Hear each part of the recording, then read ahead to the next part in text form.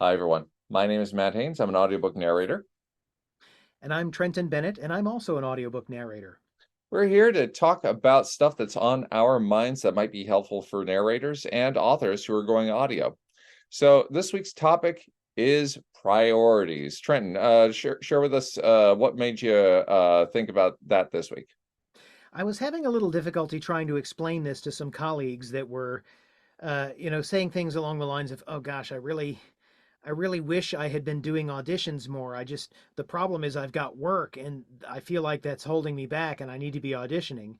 And I thought about it and I'm like, well, no, if you have work on your plate, that's the priority. You need to be getting the work done because you have a customer waiting for you. And then the auditions come second. But then I started thinking about it and realizing, well, what if I've got like two or three audiobooks in the pipeline, but they're almost done? And I need to be able to line up more work for when they are done so that I'm not auditioning during a time when I'm idle. And I started getting in a little of that analysis paralysis where I started circling through it going, how do you properly balance the priorities so that you're not setting up time for yourself where you don't have work?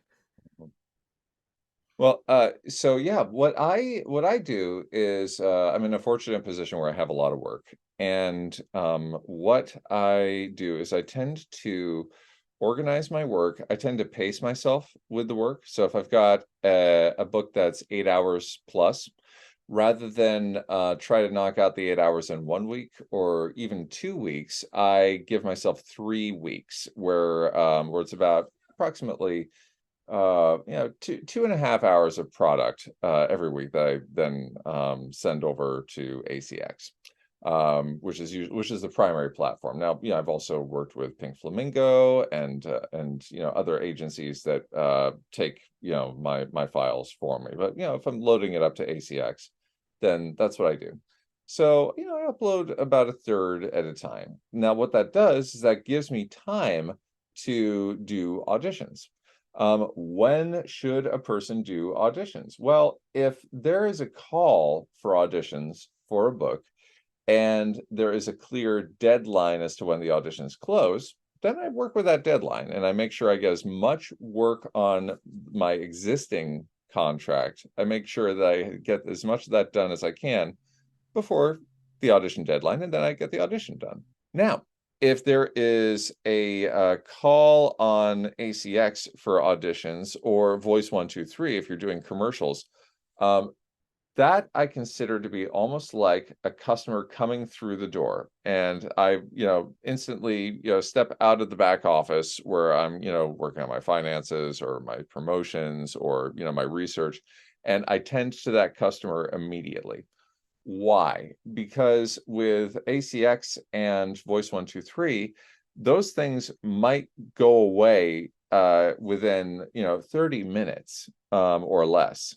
So you never know. And I've done this. I've like prepared like for an hour for an audition on ACX, made my way to the studio, and then it's like it's gone. And so it's just like, okay, well, that's the equivalent of a customer coming in through the door. So I tend to that first. Now, if that seems like it's going to get in the way of the security of doing the work that I have for an existing client, no, I don't do it. But that's how I prioritize things. So hopefully that system will work out for your colleagues. That is fantastic. Yes, that sounds like just the right way to prioritize things. The retail example to me, it makes sense. Like you have a customer walking in the door and the time sensitivity of it. Exactly, the time sensitivity. Yeah. And of course, what are priorities? But what do I need to do in this time that I have? My name is Matt Haynes, And I'm Trenton Bennett. and as your narrators and teachers of narration, I hope that our voices and your ears meet again real soon. Thanks, Matt. Thanks, everybody.